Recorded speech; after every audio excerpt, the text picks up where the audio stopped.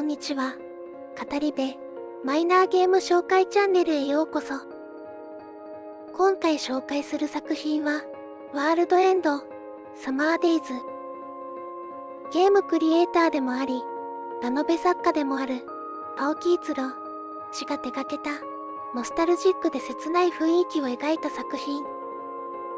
世界が救われても、きっとこの夏に帰りたくなる、終わりかけの世界の夏休みをめぐる探索 RPG。美しくも過酷な、終わりかけの世界、ノスタルジックな、夏休みの情景、進むにつれ、決められた切ない思いを知るシナリオ。それではまず、ストーリーの概要から説明します。冒頭の紹介に止め、ネタバレは控えます。ご安心ください。あらゆる有機物を分解する死の海に囲まれ、緩やかに滅びへと向かう世界。特別保護区、末渡島の高校に通う生徒たちが夏休みで本土に帰省する中、両親のいない少年と少女、二人は島に残ることに。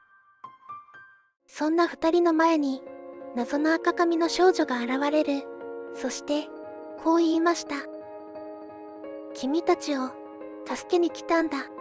そのために世界の終わりからやってきた、いわゆるヒーローってとこかな。どうぞよろしく。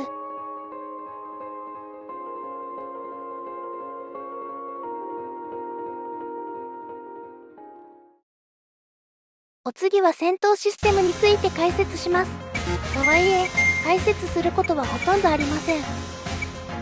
本作は RPG ですが戦闘は数えるほどしかなく、システムも誰にでもわかるシンプルなものです。RPG というよりも、戦闘付き ADV と解釈した方が個人的にはしっくりきます。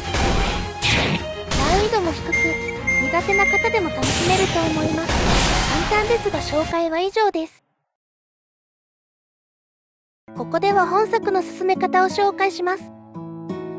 本作は高校生の夏休み生活を謳歌しつつ、校内を歩き回る探索 RPG です。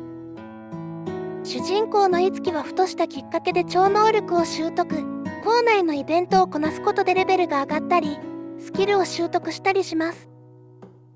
適正なレベルに達したら島内に存在する異形を倒す。これを繰り返すことになります。なお、敵を倒してもお金や経験値は手に入りません。その点には注意が必要です。簡単ですが、説明は以上です。ここでは本作の評価すべき点を挙げたいと思います。まず評価すべきはストーリー。本作はプレイ時間が5時間と、長いとは言えません。この点は、プレイ前はやや懸念しておりました。しかし、プレイしてみるとわかるのですが、長いとは言えないプレイ時間において、非常に濃密なストーリーが展開されます。欲張って物語を広げようとせず、戦闘要素は少なめに、この工夫により本作の売りである物語の良さを引き出すことに成功していると考えます。そういえば、プレイ時間が短いという点では、過去に紹介した作品でも問題点として挙げましたね。こちらの作品では隠密アクションがとても練られており、また、ストーリー上も少し掘り下げてほしい要素もあったことから、消化不良を感じてしまいました。対して本作はそういった問題点を感じませんでした。この構成力は見事としか言いようがありません。長すぎず短すぎず、程よい満足感をもたらしてくれました。物語を構成する上で脚本も重要な要素。本作はその点でも優れています。一見すると他愛もない会話の一つ一つに、初見ではわからない伏線が多く散りばめられています。本作のポイントはプレイを続けると多かれ少なかれ、その伏線に気づくことができることです。プレイ時間の短さを逆手に取ったと言ってもよい。島民との文章にも工夫が見られます。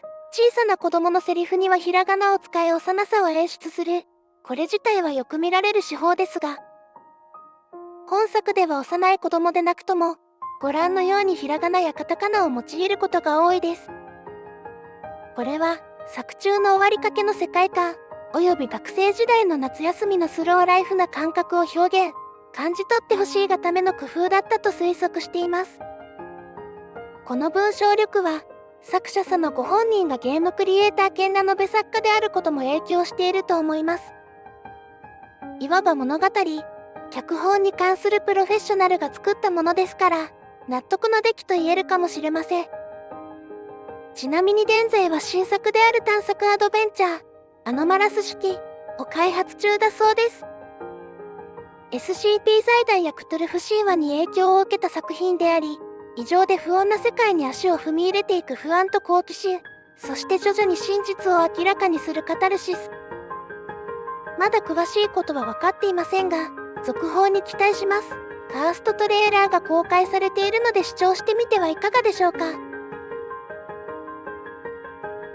BGM についても評価したいです。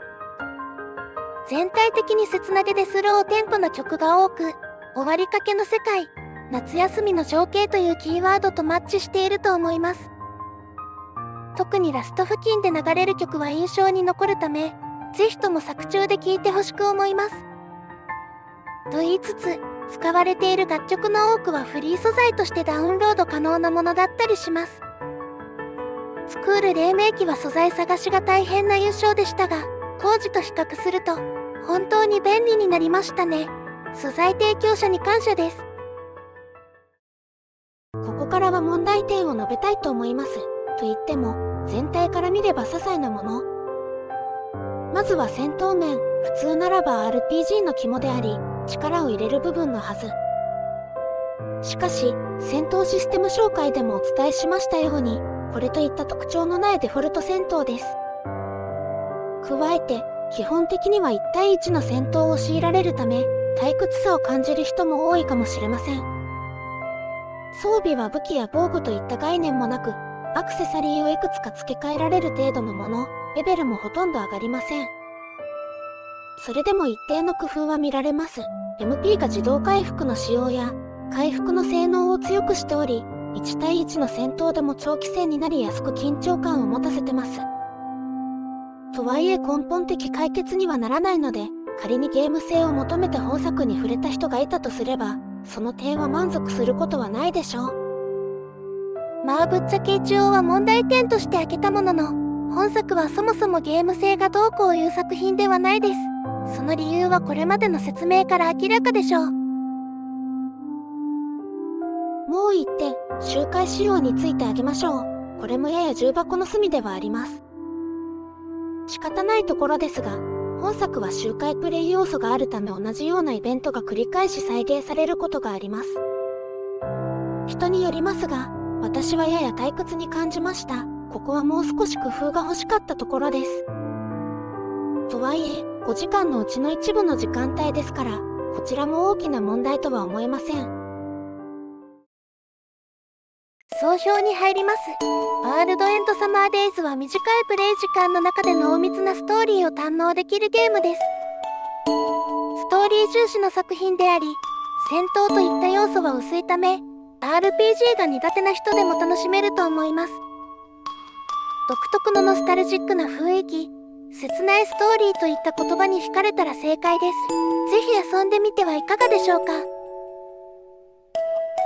お疲れ様でした。本動画の紹介は以上です。興味を持ちましたらぜひ高評価とチャンネル登録をお願いします。ご視聴いただきありがとうございました。